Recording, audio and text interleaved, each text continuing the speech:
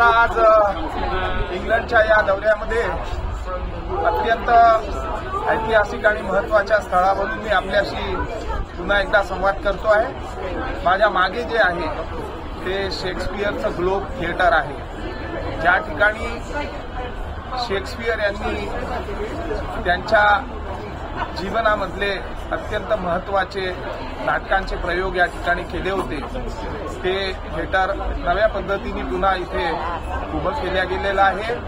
Shakespeare हे इंग्रजी वाङ्मयाला पडलेलं एक अद्भुत असं स्वप्न होतं।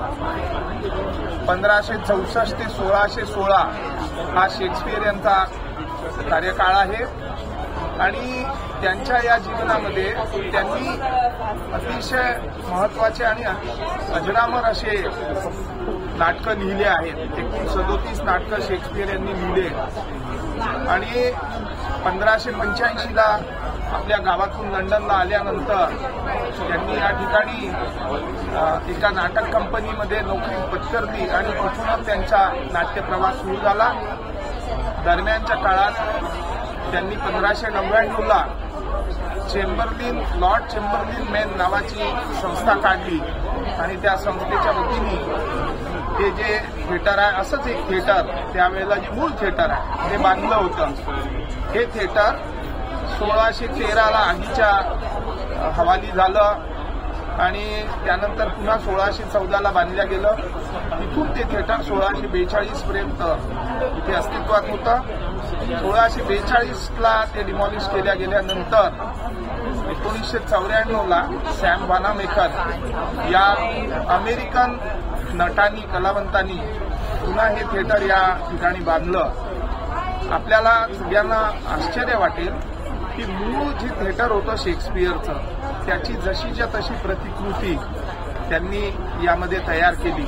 अत्यंत सुंदर आणि थेम्स नदीच्या दक्षिण काठावरती हे थिएटर आहे। यामध्ये मूळ थिएटर जे होतं त्याच्यात 3000 लोकांची बसायची व्यवस्था होती, याच्यामध्ये 1400 लोकांची बसायची व्यवस्था आहे आणि इथे आतमध्ये कोणतेही लाईट इफेक्ट, साऊंड इफेक्ट न करता जसं शेक्सपियरच्या वेळेला नाटक प्रदर्शित केल्या जात होतं, त्याचे रंगमंचावरती खेळ केल्या जात होते, तसंच्या तसं या ठिकाणी दाखवल्या जातं। मी आताच इथे रोमिओ ज्युलिएट हे अत्यंत सुंदर आणि मनभावन असं नाटक शेक्सपियरचं बघितलं। कुठलाही साऊंड इफेक्ट न घेता, कुठल्याही प्रकारचा लाईट इफेक्ट न घेता, अतिशय त्या 450 वर्षापूर्वी ज्या पद्धतीने नाटकं सादर केल्या जात होती तसंच्या तसं नाटक इथे बघायला मिळालं आणि असं कुठेही आभास सुद्धा वाटला नाही की हे कुठे काहीतरी कमी पडत आहे। या थिएटरमध्ये जेव्हा शेक्सपियर यांनी आपले शो केले होते तेव्हा जसा देशाचे राजा राणी येऊन बघत होते तसा एक सामान्य माणूस सुद्धा येऊन या ठिकाणी बसत होता। सर्वात महत्वाची गोष्ट म्हणजे आपल्याला आश्चर्य वाटेल की इथे एक सेक्शन असा आहे की जिथे उभं राहून नाटक बघता येतं। आजही शेकडो लोक इथे उभं राहून नाटक बघतात, 3-3 तास पर्यंत उभे राहतात। या थिएटरचं पुनर्बांधणी जी आहे ती बघितल्यानंतर पूर्ण लाकडाचं थिएटर आहे। खरोखर आपला इतिहास जतन करण्याची या लोकांची जी एक पद्धत आहे ही मुळातच आपल्याला सगळ्यांना अनुकरणीय अशी आहे की जे काही उभं करायचं ते त्याच्या ऐतिहासिक जे काही त्याचे संदर्भ असतील, जसं ते होतं तसंच्या तसं पुन्हा तयार करायचं। शेक्सपियरनी जे 36 नाटकं लिहिली ही नाटकं आज जगातल्या जवळजवळ सगळ्याच भाषांमध्ये गेली। 7 समुद्रापलीकडे शेक्सपियरचं वाङ्मय पोहोचलं। आज जगात दररोज म्हणजे एकही दिवस असा नसेल की ज्या दिवशी जगातल्या कोणत्या ना कोणत्या भागामध्ये शेक्सपियरचं नाटक रंगमंचावर सादर होत नसेल।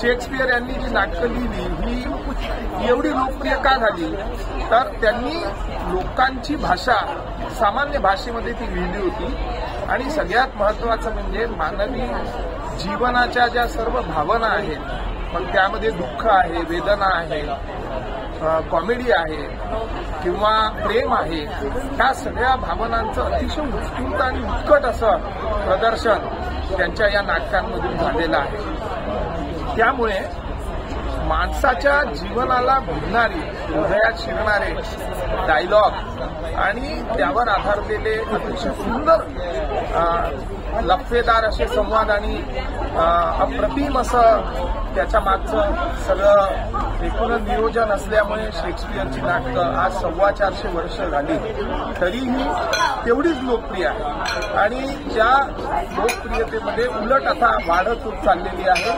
आपण सहज म्हणून जरी विचार केला तर मुद्दामून मी याचा कालखंड बघत होतो. 1564 ते 1616 हा जो कालखंड आहे हा कालखंड भारतामध्ये राजा अकबर आणि राजा जहांगीरचा कालखंड आहे. ज्या वेळेला इकडे साम्राज्याच्यासाठी लढाया होत होत्या त्यावेळेला शेक्सपियर इंग्लंडमध्ये नाटकं लिहित होते आणि ते बघायला हजारो लोक या ठिकाणी येत होते. असा हा अद्भुत आणि वाङ्मयाचा जादूगार याचं हे जे थिएटर आहे ते इंग्लंडला आल्यानंतर प्रत्येक माणसानी बघावं असं आहे.